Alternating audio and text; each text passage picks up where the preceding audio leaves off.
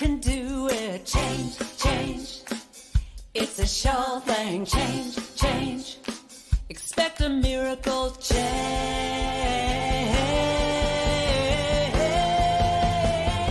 Watch me change when you change the way you look at things. The things you look at change. When you change the way you look at things, the things you look at change. When you change the way you look at things, the things you look at change. When you change the way you look at things, the things you look at change. Now do do do do do change. Do do do do do change. Do do do do change. Do do do.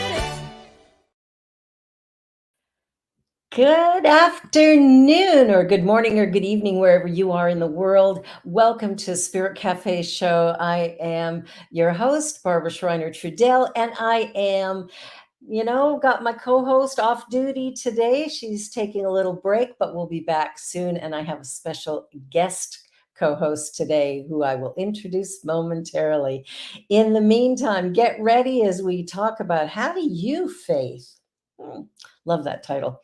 All right. Well, we're going to begin with the land acknowledgement like we always do to really raise awareness around the ideas of inclusion and reconciliation. This sacred land has held story for thousands of years, stories that live in the fabric of who we are as a nation.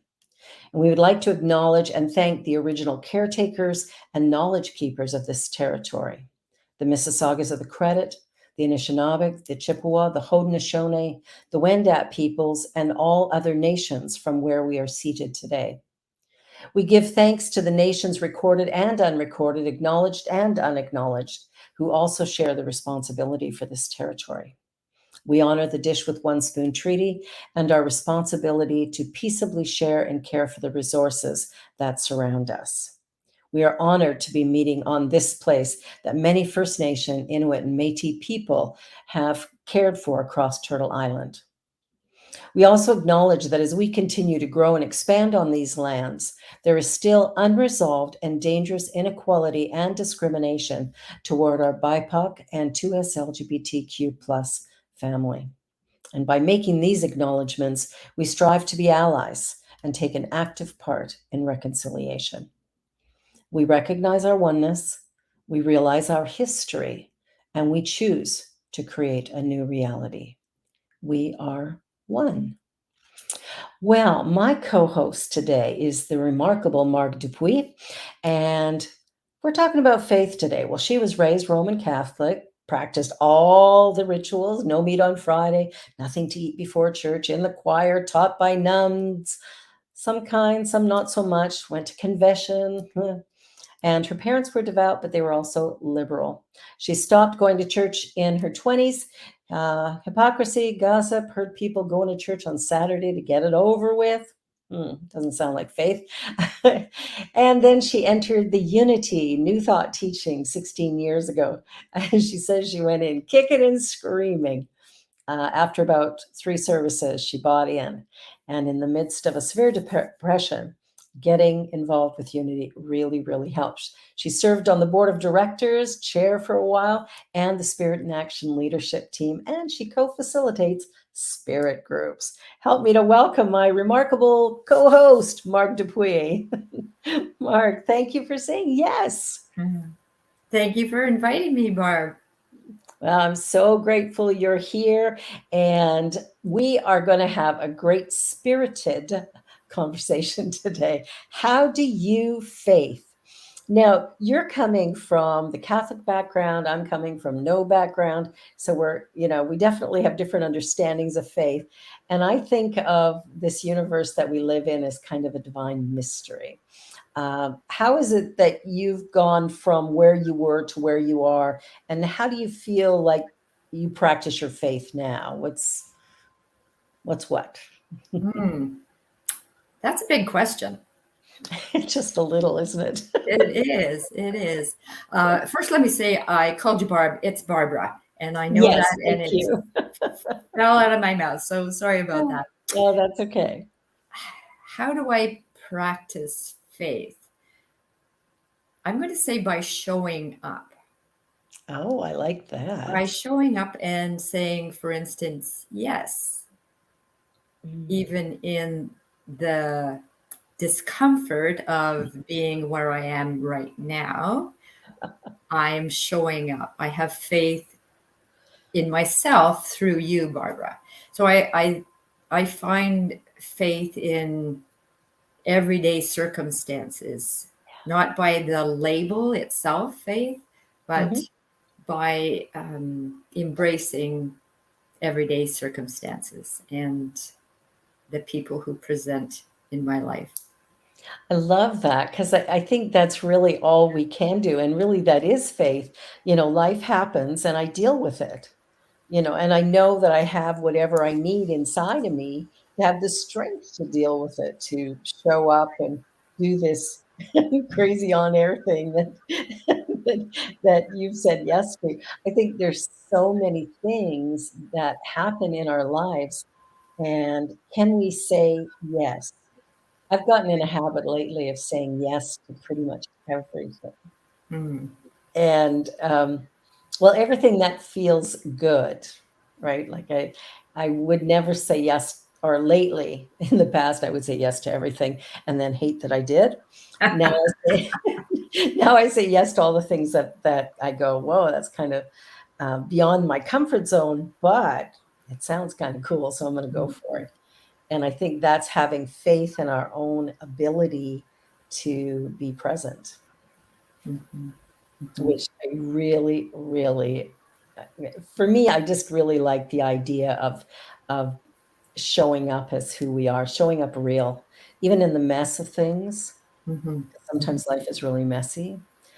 Do you think, as spiritual people, that it's necessary to attend a church or temple or mosque or ashram to consider ourselves spiritual? Is that needed to be a spiritual person? Absolutely not. Mhm. Um, Unfortunately, I have respect and an awe for those who have a faith that is attached to, I'm going to go quote unquote, church, Yeah, temple, etc. yeah. It's Religion. the religion, yes. Mhm. And I really respect that. I have a block here when it becomes a should Mm, or something that is rote. I'm going to bless myself. I need to genuflect going in to the church. All of those rituals, I think, can have a feeling behind them, but when they become rote, I don't think it has anything to do with going to church. The faith that can the I can't think of what I'm trying to say here. I don't think it has anything to do with the heart. right. The actions that are rote don't have anything to do with the heart. So yes, being spiritual and walking into a church and doing all of those things, yes, and not doing Yeah, church. Does yeah. that make sense? Yeah, yes, and kind of thing. Because I know for me, when I remember as a little kid, I was in a regular public school because I was raised Protestant, but in there, we would say the Lord's Prayer in the morning. And it had no meaning to me whatsoever. It was what we had to get through to get class started, along with God Save the Queen and, whatever else we were doing. And so I was thinking about that a while ago because one of the things about unity teaching and CSL teaching is we will look at a metaphysical interpretation of some of these things. And then all of a sudden it was like, oh, that's what that means. I had no idea. So we're saying words just because they're word, they don't mean anything. So what is the point of that? And I sometimes wonder, and I read somewhere this past week that does religion really have room for faith? Mm. And that really caused me some pause because, we think of, oh, a person goes to church, they're so devout, but that's not always the case. Mhm. There's a lot of shoulda, woulda, couldas. I have to dress a certain way, have to look a certain way. I can't eat before I go. Like there's a bunch of stuff that doesn't feel like anything to do with a deeply spiritual experience or a mystical experience, which for me has value. Mhm. But reciting something because somebody says you should doesn't really hold water for me. Mhm. Mhm. And I think it's unfortunate because I'll step back a second, and when I hear that somebody is going to church, or if they're praying or whatever, I really have to step back and not put my guard up, because I think I can go into judgment mode, Yeah. and I think there can be really depth and a profound feeling for those who do Mhm. practice in a certain faith, religion, whatever. And so I just know that I need to stop my own judgment about on those who do find uh, their heart is fed in Yeah. tradition, because Yeah. it's both and. I think that's a really important point because I think in New Thought sometimes, I've heard people occasionally go, well, New Thought is, a better route or whatever, it makes more sense, whatever. But I think it's definitely a personal perception. And I remember when I had a spiritual epiphany at 27 and had this like light bulb moment, to call it, I guess. And in that moment, knew God as love. So it's not something out in the sky passing blessings and judgment on us, but rather an energy of oneness that is very warm and positive and beautiful, and only is good, right? Like everything is. So then I was in a very traditional church when that happened because, my mother-in-law took me to a service and I thought I could endure an hour and it changed my life. So who knew? But what was interesting was when I was there, I couldn't I couldn't assimilate the message they were giving with the experience that I had, Mm. as my Mm. experience was one of pure light. I don't know how to describe it, but what they were talking about is only we can go to heaven, everybody else is going to hell. And I Mm. think we want to be careful about the judgment. Like you said, it's easy to judge that, well, these people believe this and that's ridiculous. Well, no, it's not. If they believe it, if they're living from that place, it's serving them, and it is a faithful thing. And I remember my husband's grandparents at the time, who were very devout, especially his nana was so devout. I loved her dearly. And I would watch her, and she's in that same church with people who are, a little hypocritical, living one way through the week and then pretending on Sunday. But she wasn't doing that. She Mm. was all in. Mhm. And it was beautiful to watch her because I couldn't really understand how she felt comfortable with the teaching. But at the same time, I had great reverence for her experience. Mhm. And when I walked away, I sort of felt like, "Oh, man, she'll be mad at me." But, I had to find a path that made sense for me. And I Right. think if we can just honor whatever the path is, each one of us, we like different food, we wear different clothes, we're not all the same in that regard. So honoring all of it, I think, is kind of a good thing to do. I so agree. I so agree. As long as somebody doesn't try to make me make me them, it's all good. I want to know. I want to hear your story. Yeah, yeah. What makes you tick? What makes you believe? And yeah, yeah. Yeah, that's I'm with you on that one because I think coming to understand different faiths and different ways is really cool. I've done some interfaith type services, and I did one last year for World AIDS Day, and I spoke there, and my daughter sang there, and there was an indigenous presentation, a Jewish. Um, there was a Sikh, um, Hindu, so lots of different people. But what was funny is that the messages were all the same. And that's what stood out for me. The message was about love and inclusivity and respect and faith. And it was so remarkable to see this very diverse group and to hear what everyone was saying in their own way, but all of it came back to we are one. Mm-hmm. We're meant to be kind and respectful to one another, and it was really beautiful. And again, it just reminded me that whenever we go into judgment, that's coming from our own history. We're projecting our values onto somebody else, which of course is not really the best way to spend our time. Yeah, yeah. So what's your spiritual path like now? Like what things do you do that sort of feed your soul? I have rich conversations with someone like Barbara. Um, for me, I observe. Mhm. I observe. I participate in the world. We have a dog, and we take his name is Wally.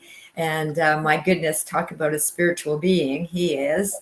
And we have encounters with people on the street, and it's so amazing watching reactions, having interactions with strangers Yeah. and saying hello, and the smiles that come on people's faces. Somebody may look like they're having a bad day, or maybe they're Mr. Grumpy Pants or whatever. Saying a few kind words and watching the shift on somebody's face, for me, that's my religion. That's Yeah. my spirituality. That's, yeah. It's Um, that connection, right? that connection. Reading amazing books. Please don't ask me what I'm reading because I'm not going to be able to tell you the name. But I am reading an amazing book right now. Um, and yeah, spirit groups. Oh, spirit groups are great. I am so filled up co-facilitating spirit groups. We talk about so many different topics, interact with participants from all across Canada, across even throughout the States.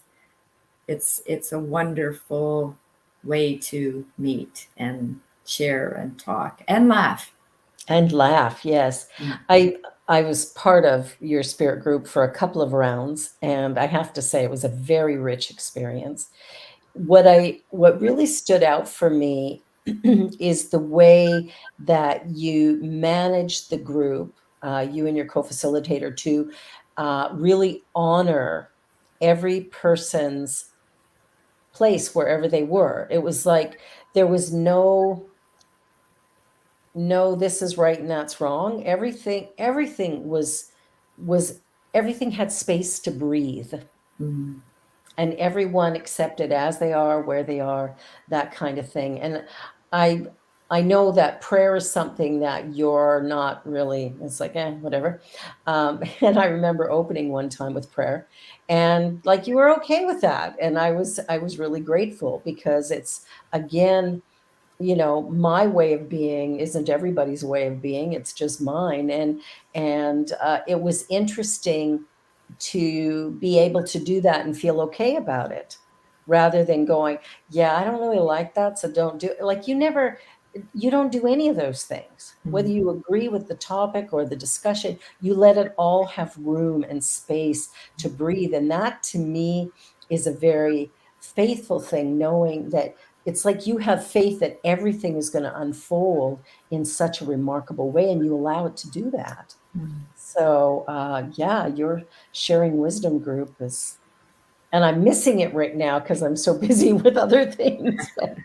But I really appreciated the sessions that I spent with you, and I'm sure we'll be able to join some more down the road when my time gets a little bit more balanced. But I think there's a richness in that when we can be a container Mm. for someone else to experience whatever they choose.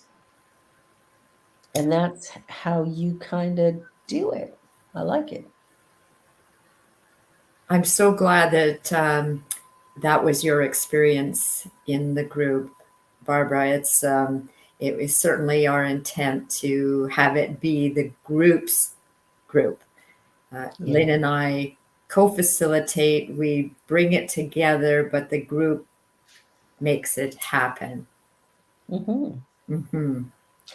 I think if we did that in the world at large, we could probably end war. Hmm. Just make space for conflict, make space for disagreeing, make space for opinions, Hmm. uh, make space just for life, right? I think that would really make a big difference overall, is that everyone could just be where they are, who they are, if we just stayed in our own lane, Hmm. right? My perception of reality is mine, and it works for me. Doesn't mean you need to have it, right? It's like, Hmm. so I loved how that worked, and it was just really wonderful to be in a space like that, because not many spaces are.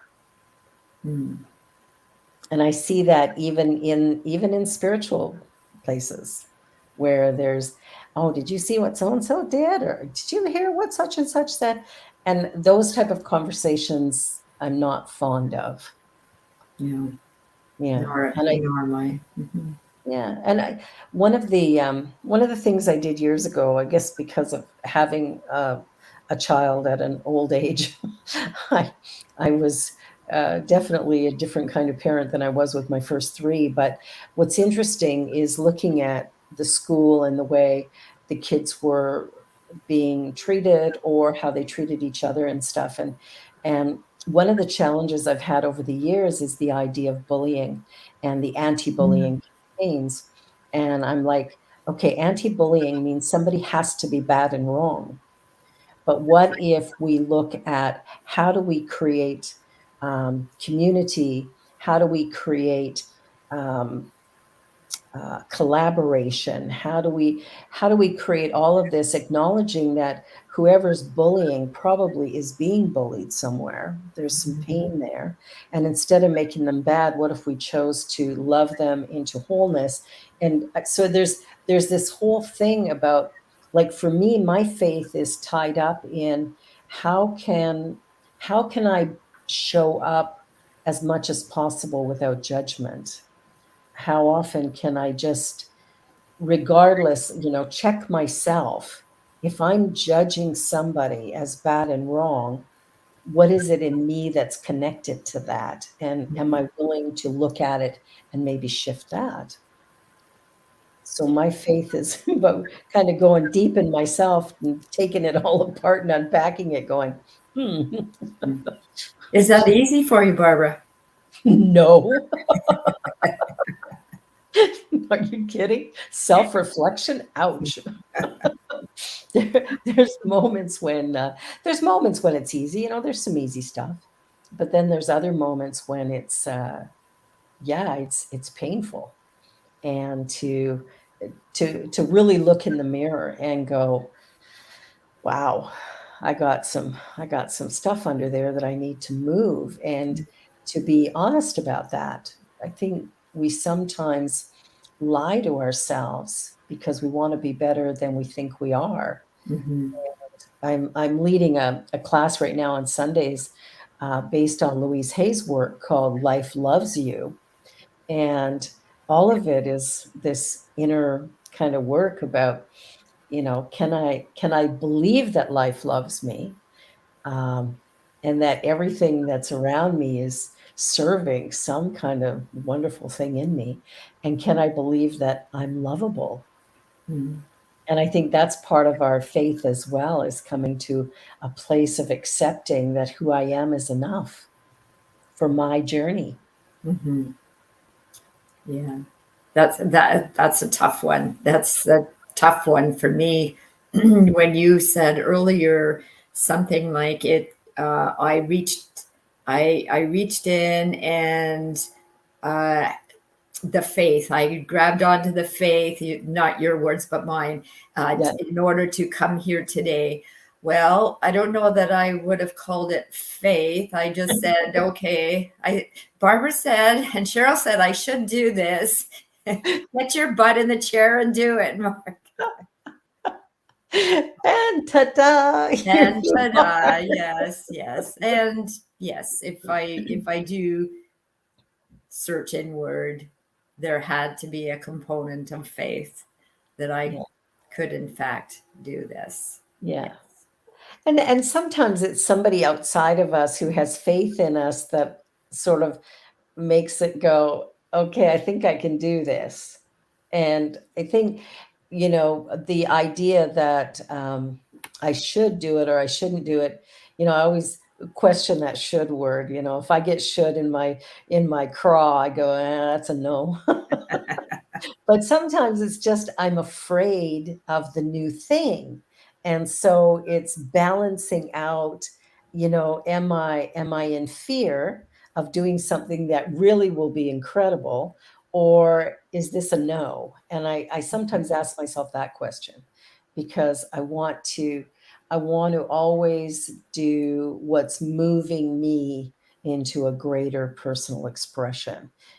So sometimes I'm doing stuff that feels really uncomfortable, but I know it's good for me. And maybe that's your experience coming here today. I don't know.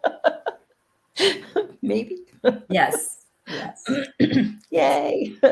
Well, we're gonna go to a commercial break right now, and then we'll be back. You're watching Spirit Cafe show with me, Barbara Jean, and with the wonderful Mark Dupuy.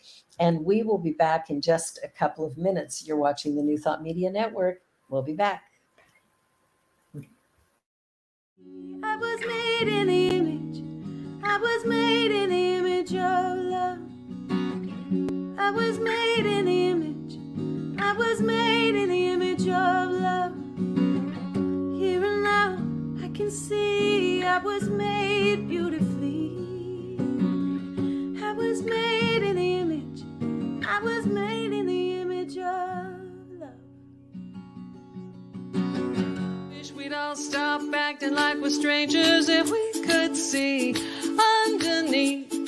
We are one family, and it don't matter where you come from. Every heart beats to the rhythm of one love, one love, one love. Every heart beats to the rhythm of one love. Every heart beats to the rhythm of one. What if we?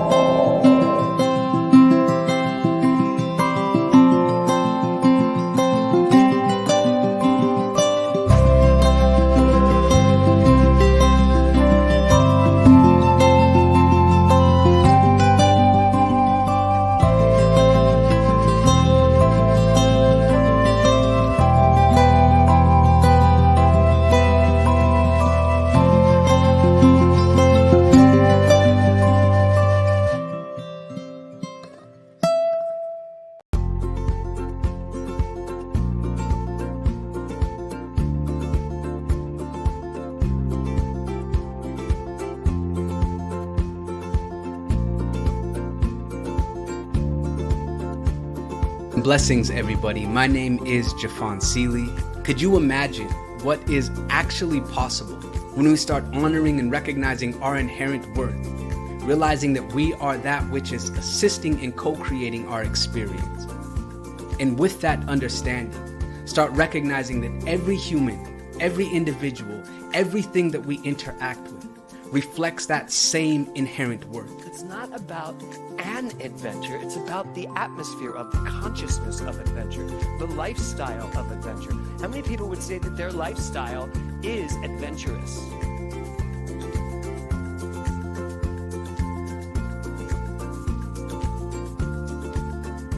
My name is Lisa Benson. I'm a diversity, equity, and inclusion consultant and the author of Anchored in Bias, Fired Over White Tears. It's a book detailing my lived experiences with workplace bias and what fueled my passion for normalizing conversations about differences and creating safe spaces for everyone to bring the best version of themselves to life every day.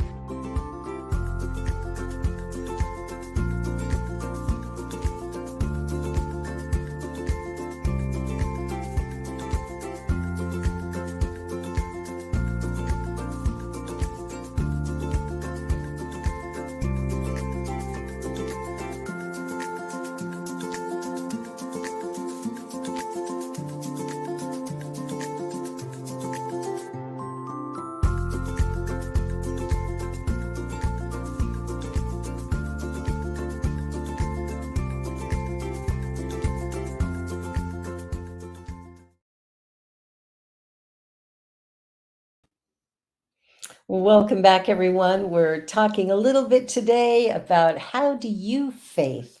We all have our own personal practices and things that we do. And I know for me that part of what I do is journal. And I have been journaling for as long as I can remember. In fact, my 18-year-old said to me when we were moving, don't get rid of your journals because when you die, I want to read them all. So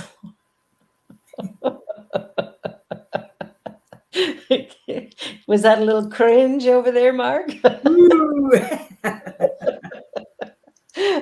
I just chuckled because I have a box of them and a few on my bookcase here and I thought, well, she might be really bored, but okay. Maybe not, I don't know, but anyway, she was like, don't get rid of them. I said, okay, fine.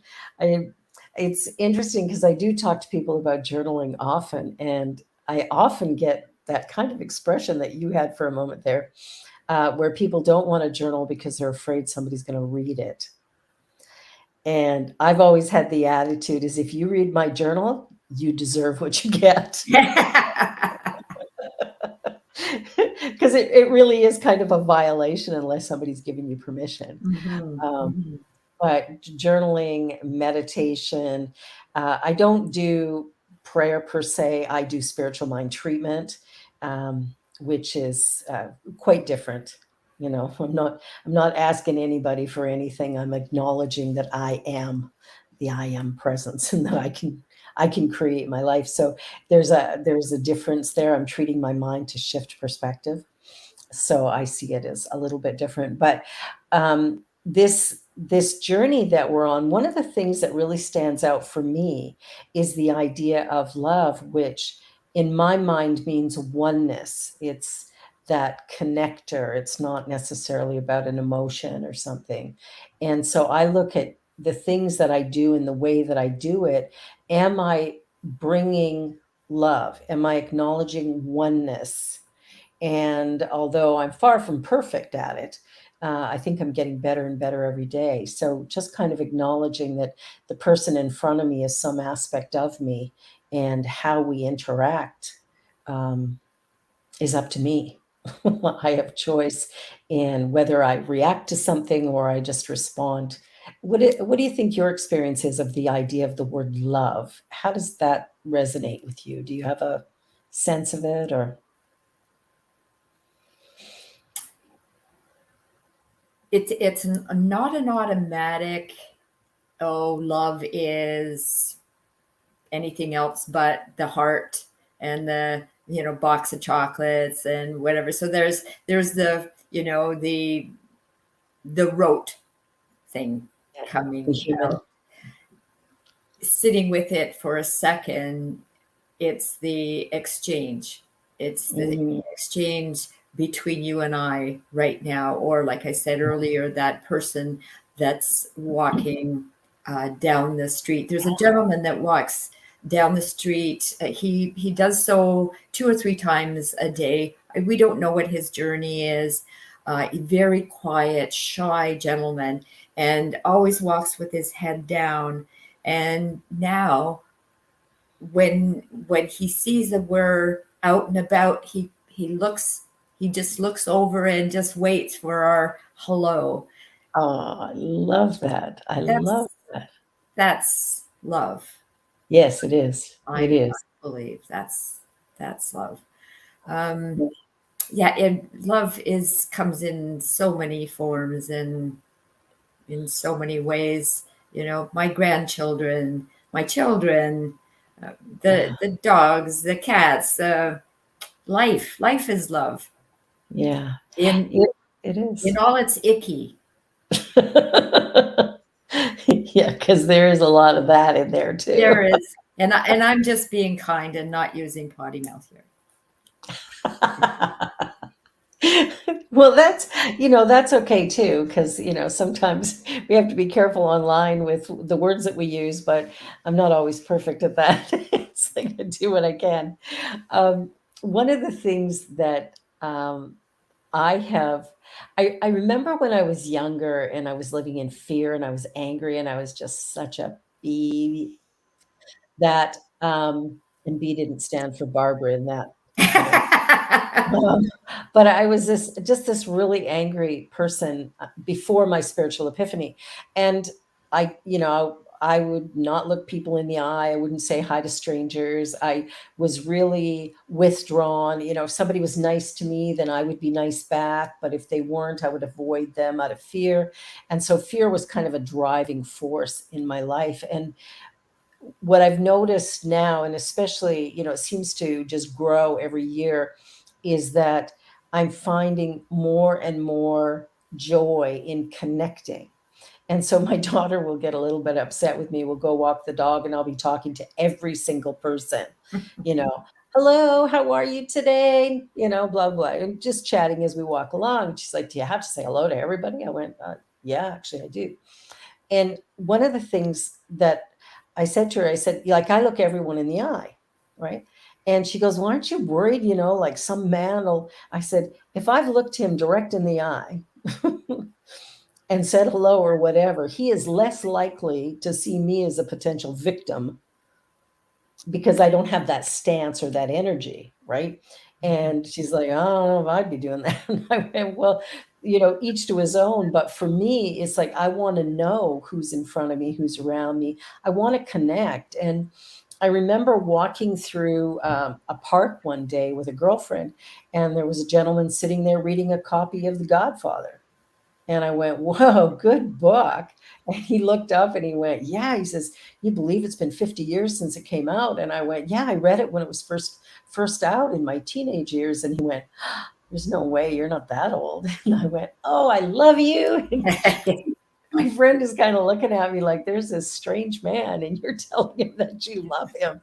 And, we had this beautiful exchange with smiles and laughter, and it just felt really good. And it's like stuff like that happens a lot. And I think it happens because I have enough faith in my own ability to trust that still small voice. There's, people call it intuition or whatever you want to call it. But if you get a bad feeling about something, trust it. And if you have a good feeling about something, trust it, right? It's like learning to listen to that. I think of it as the heart, but that part of us that knows. Like I think it has information ahead of our brain. Mhm. You know, it's paying attention to that. And so I feel comfortable telling strangers that I love them and connecting with people in a way that's deeper, maybe than I definitely would have in the past. In the past, I would have run. But it's that journey of just sort of changing perception a little bit, or maybe it's about coming to a place of liking myself enough that I can feel safe liking somebody else. Yeah. But I haven't got to the place where I'm okay to say I love you to the guy that's walking across the street. And I'm going to throw out something that's a bit challenging here, Oh, Barbara. good. So you knew it was coming, didn't you? I've been waiting for it. So I'm that person too. I will say hello to people. I'll make a comment if somebody's sitting on their front porch and having a cookie. I'll say, "Oh, those look good. Do you have one for me?" Or Yeah.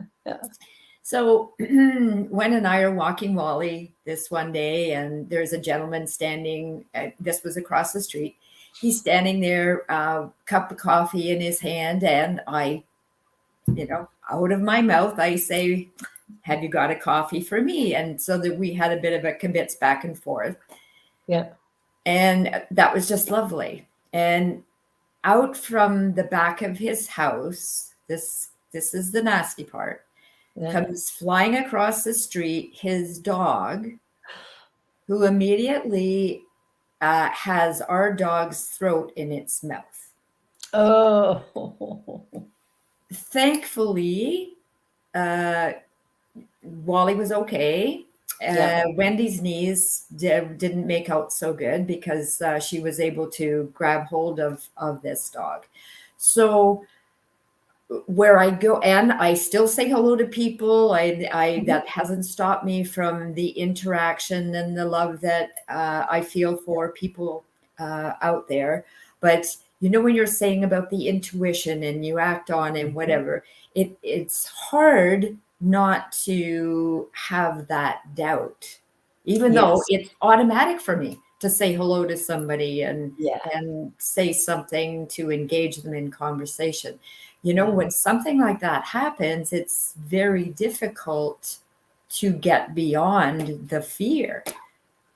Yeah, it is for sure. And thank you for sharing that, because that is a trauma. I mean, our pets are like our family. It's like a child. It's not, it's not just a dog, it's family, right? And I think that that type of situation, I've always been a little bit afraid of dogs. And so I'm not sure how I would have dealt with that. I don't think I would have been able to pull the other dog off because I would be terrified. I don't know. I have no idea what I would do. But yeah, when we look at life, I'd be curious to know if there was any uneasy feeling in you prior to that interaction. Like if there was, I remember seeing a show years ago. It's always stuck out in my mind. It was people who had been victimized in a variety of different ways. And what they talked about was a thought that crossed their mind right before the event or moments before. One woman walking home late at night and had the idea, well, I could just cut through the park. And then went, no, it's safer if I go this way, and end up brutally raped. Somebody else who can't remember all the stories, but all of them were like that. Somebody who was attacked, a knife attack. They went to go in their house. The door looked like it had been, jimmied somehow, and they went in anyway, even though they were like, well, maybe I should go to the neighbors and double check. Instead, they went in the house. They were stabbed, almost died. All of these weird experiences, but all of them had a little thought ahead of time that they ignored that would have prevented that from happening. And so I sometimes wonder if we get that intuition and it's not clear to us because we're not accustomed to listening to it. Right? Like I get curious about that. But yeah, that's that's a story that would really, I'd be watching for people's dogs big time, ready to scooch mine up and keep them, because my dog's really little. I think probably yours is a little dog too, isn't it? No, Wally's 60 pounds. Oh, you got a big dog. I had a 10-pound dog, so Yeah. big difference. But yeah, that idea of, what what is it that, where am I safe and where am I not? I think that for me has been, because I went through a lot of really horrible experiences as a teenager, as a young person, as a young adult, violent marriages. Like I just sort of rode the wave of crap for a long time. And I think now I'm at a place of life is pretty darn good, and it doesn't mean that there aren't obstacles. Last week was a terrible week for us, but it's like Mhm. even in that, it's still, there's so many blessings, there's so many good things, and life happens, right? Like we can't stop life from happening, Mhm. and it shows up in fully unexpected ways at all times. But what do we know about ourselves as a result of it? Or what have we learned or discovered? Or, like, what would you do differently now walking down the street that you wouldn't have done prior to that experience? Can you think of anything? No, I can't think of anything. It's happened twice now, and so it's really difficult to go for a walk and Yeah. not be looking out.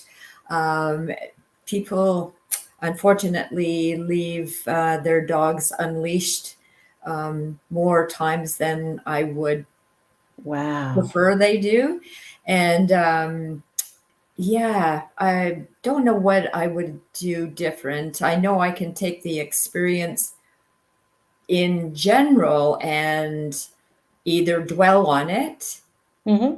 or I don't know, I guess see the gift in the fact that nobody, well, Wendy's knees were injured pretty bad, but um But your it could dog have was okay. Yeah. it could have been it could Could have have been worse. been worse. Yeah. Um I wonder, I just had a horrible thought of what you could do, carry some pepper spray. That's going to stop a dog in its tracks, I'm sure. yeah. But if But I feel for the dog, of course, you yeah. know. If Wen the actually owner is said now carrying a leash so that after this second attack, yeah. she thought if she had a leash, to secure the dog. And I know we're off on a different tangent here, but it, you Yeah. know, But it's still, we're dealing with life, and all of these things come up that, how do we deal with this experience that's real and traumatic and part of our journey here, right? mhm, mhm. And still breathe and still say hello to the neighbors. And I'm still going to ask that person, another person, for a cookie if they have some or a cup of coffee, Exactly. because it just falls out of my mouth. Yeah. That's just who I am. That's how I faith. And, I'm so glad to hear that, because sometimes when trauma happens, people just automatically close. And I'm really happy to hear that you haven't done that, because that really does speak to faith, that you're going to continue to be you. That, yeah, stuff happens sometimes, but that doesn't diminish you in any way. And whereabouts are you guys? Where do you live? Kitchener. Kitchener. And Mhm. people don't tie up their dogs or fence them in? The majority do, but there are those who will walk their dogs with the leash in hand and the dog is free. And especially having these two incidents, it's made us leery. And so if somebody is walking with an unleashed dog and we Mhm. round the corner, then we certainly deke around another way. Or Yeah, I ran up on somebody's step the other day with Wally, and when stayed down yeah. in case the dog ventured towards us. And it's Yeah, that's really unfortunate, because it takes some of the comfort out of the walk. mhm, But I'm glad to hear you're both still doing it, taking that dog out, because that's really important. I think, the journey that we're on between our spirituality and our humanity is something that, often we will struggle with, because as as spiritual beings, nothing can touch us in that regard. But as a human, there are so many things that can interrupt the quality of life that we have, and it can happen just in a moment, like a dog attack.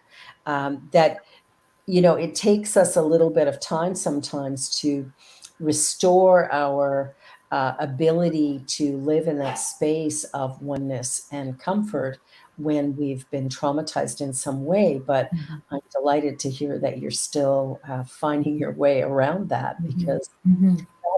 that is faith, that somehow I can do this. I might take different precautions, but I can still do this. I can Mhm. still have a certain quality of life. I'm not going to let that take it away from me. I think Right. the Yeah. big myth, because I think sometimes people get hurt and then they give up on so much. Yeah. And it's a challenge not to be angry as well. Mm. Oh, I used to do that really well Hmm. years ago. I could get angry. Oh my gosh. But when you switch that and begin to uh, I think have space for other people. I think like have space for the idea that somebody makes a mistake, Mhm. rather than like, because I know there was a while where I'd rather be right than happy.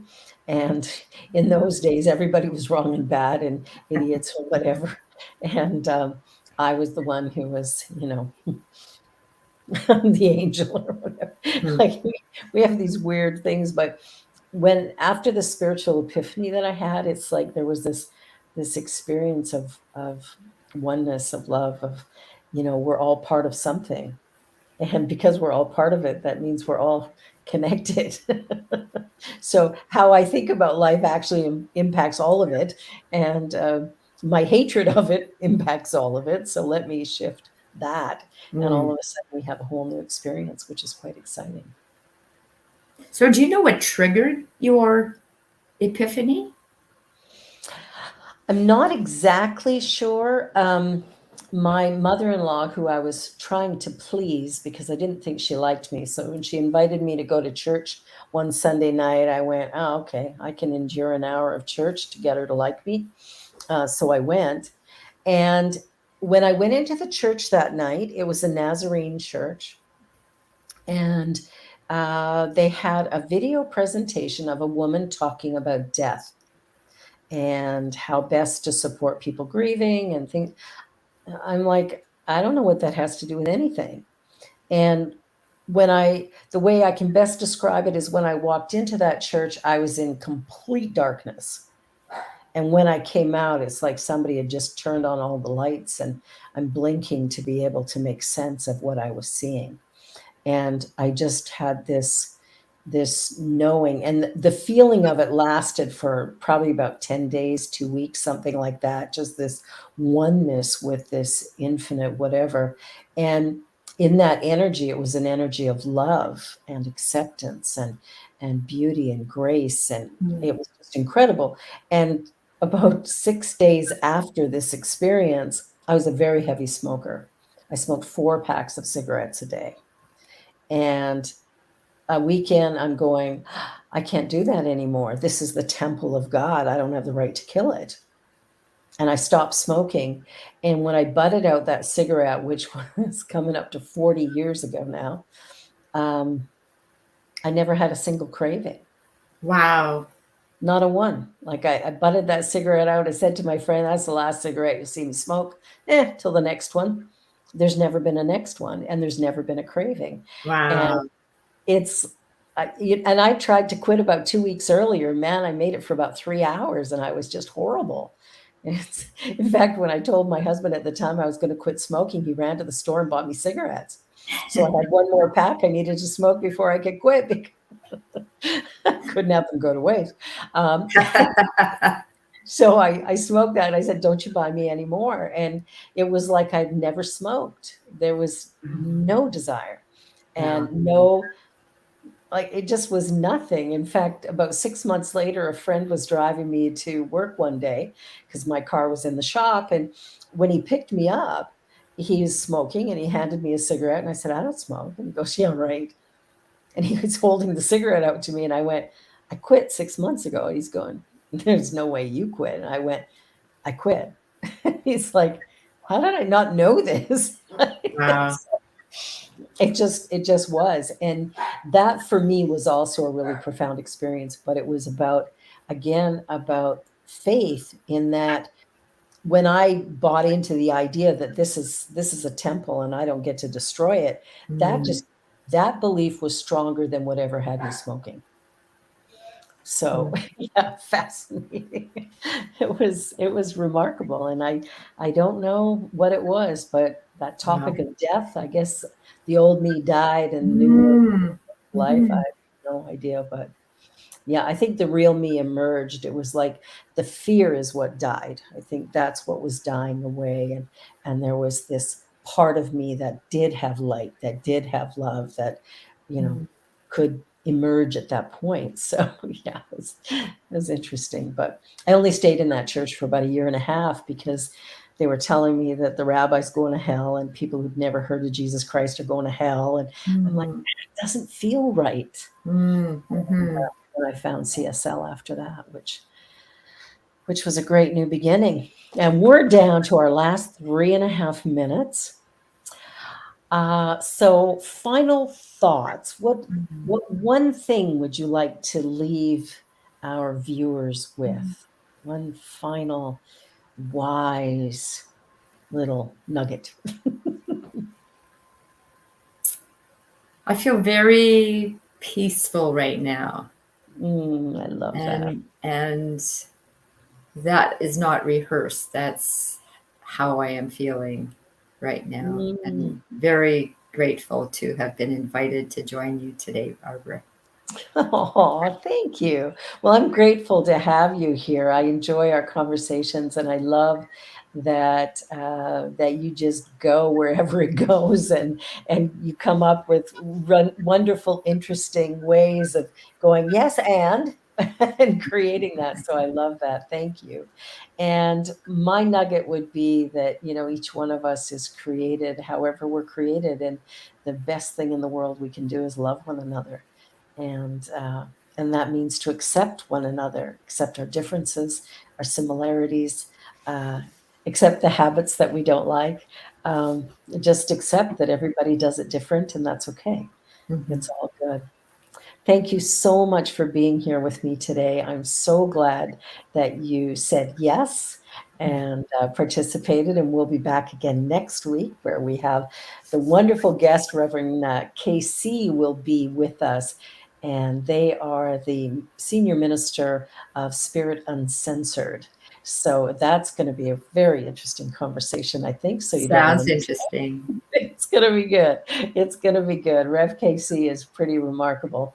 So thank you, Mark. I love you. I appreciate you. And I'm so glad you did this with me. Cheryl will be back real soon. She's got some family in town and having a wonderful time with them. So she'll be back soon. But in the meantime, be your beautiful self. Know that courageous conversations don't happen by accident. They happen on purpose. So take the time to say yes when somebody asks you a question you don't know how to answer, or you have a feeling you're not quite comfortable with. Allow yourself to go there and to find the light in all of it. Thank you for being here. Be sure to like, share, and subscribe. You're watching Spirit Cafe Show on the New Thought Media Network. See you next week. Bye. On behalf of everyone at New Thought Media Network, thank you for being a member of our virtual family. Your financial contributions help share the New Thought message with people from around the world. Please visit and contribute at www.ntmedia.org/donate. New Thought Media Network, come be you. And please like, share, and subscribe. Until next time, peace and blessings.